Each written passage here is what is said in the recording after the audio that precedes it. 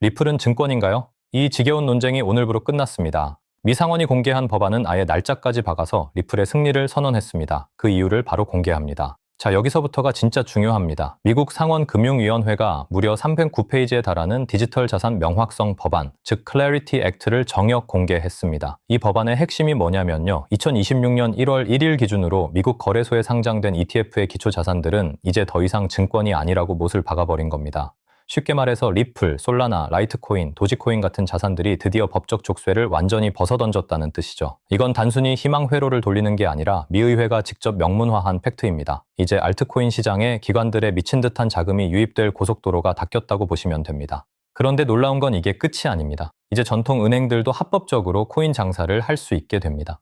커스터디, 즉 코인 보관부터 대출, 중개, 파생상품 매매까지 총 14가지 핵심 금융 활동이 허용됩니다. 여러분, 파생상품 시장 규모가 얼마나 되는지 아시나요? 무려 8경 달러가 넘습니다. 이 어마어마한 돈이 암호화폐 시장으로 흘러 들어올 수 있는 합법적인 창구가 열린 겁니다. JP모건이나 네이비패드 같은 거대 금융사들이 이제 여러분의 경쟁자가 되어 코인을 사 모으기 시작할 거라는 거죠. 이건 시장의 판 자체가 바뀌는 사건입니다. 특히 리플 투자자분들은 이 부분 2번, 3번 돌려보셔도 좋습니다. 법안 내용을 뜯어보면 리플사가 거쳐야 했던 까다로운 블록체인 성숙도 테스트가 사실상 면제될 가능성이 매우 큽니다. 즉, 리플이 보유한 막대한 양의 XRP를 그대로 유지하면서 사업을 확장할 수 있다는 소리죠. 그동안 리플을 괴롭히던 법적 불확실성이 완전히 소멸되는 겁니다. 제가 다시 한번 강조하지만 이건 리플의 완벽한 승리입니다.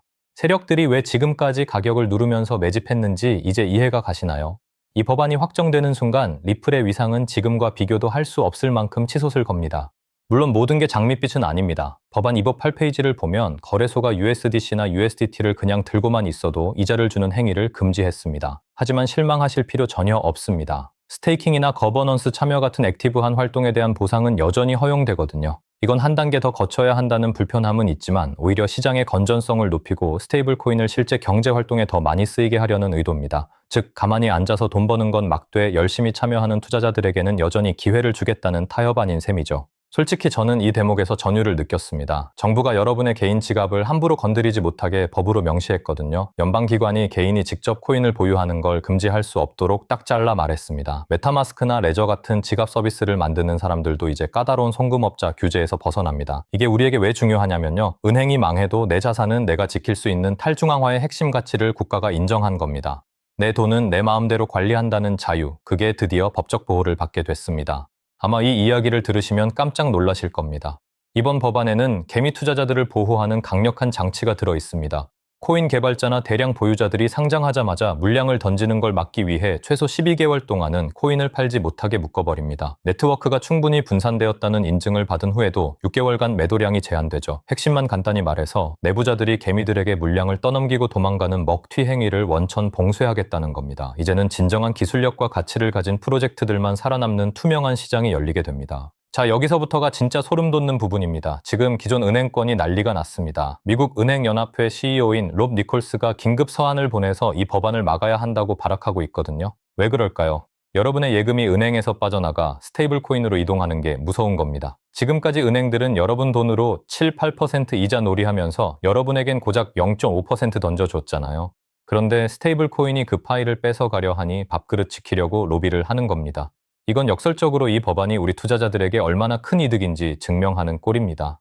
이 법안이 정말 통과될까요? 저는 매우 긍정적으로 봅니다. 현재 공화당뿐만 아니라 민주당 핵심 의원들도 이 법안을 위해 머리를 맞대고 있습니다. 특히 올해는 미국 대선이 있는 해죠. 스윙 스테이트, 즉 경합주 유권자들 중에는 암호화폐 투자자가 정말 많습니다. 의원들이 표를 얻으려면 친코인 성향을 보일 수밖에 없는 구조라는 거죠. 정치인들이 가장 무서워하는 게 뭔지 아시죠? 바로 유권자들의 목소리입니다. 지금 미국 정치권은 표심을 잡기 위해 암호화폐를 제도권으로 끌어들이는데 혈안이 되어 있습니다. 개발자분들에게도 최고의 소식입니다. 이번 법안은 소프트웨어 개발이나 노드 운영만으로는 처벌받지 않도록 보호막을 쳐줬습니다. 공동통제라는 개념을 새로 도입해서 누가 시스템을 일방적으로 바꾸거나 검열할 수 없는 구조라면 안전하다고 명시했죠. 이건 탈중앙화 기술 혁신을 국가가 장려하겠다는 강력한 신호입니다. 기술자들이 법적 리스크 없이 마음껏 개발할 수 있는 환경이 조성되면 상상도 못할 혁신적인 서비스들이 쏟아져 나올 겁니다. 그 기술의 가치는 고스란히 코인 가격에 반영되겠죠.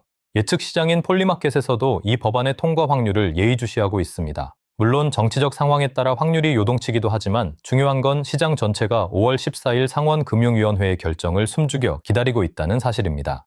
만약 여기서 긍정적인 결과가 나온다면 비트코인을 포함한 알트코인 시장은 전고점을 돌파하는 슈퍼 불장을 맞이하게 될 겁니다. 세력들은 이미 정보를 다 입수하고 움직이고 있습니다. 여러분은 이 폭풍전야의 고요함 속에서 어떤 선택을 하실 건가요? 기회는 준비된 자에게만 오는 법입니다. 자, 오늘 내용 정리해 드릴게요. Clarity Act는 암호화폐 시장의 룰 자체를 바꾸는 거대한 변화입니다. 리플과 솔라나는 날개를 달았고 은행들은 긴장하고 있으며 법적 보호 장치까지 마련됐습니다. 제가 다시 한번 강조하지만 다른 건 다 잊으셔도 이것 하나만은 꼭 기억하세요. 법이 통과되고 모두가 알게 됐을 때는 이미 가격은 저 멀리 가 있을 겁니다. 지금이 바로 여러분의 인생을 바꿀 수 있는 마지막 골든타임일지도 모릅니다. 오늘 영상이 도움되셨다면 구독과 좋아요 부탁드리고요. 저는 더 빠르고 정확한 소식으로 다시 찾아뵙겠습니다. 감사합니다.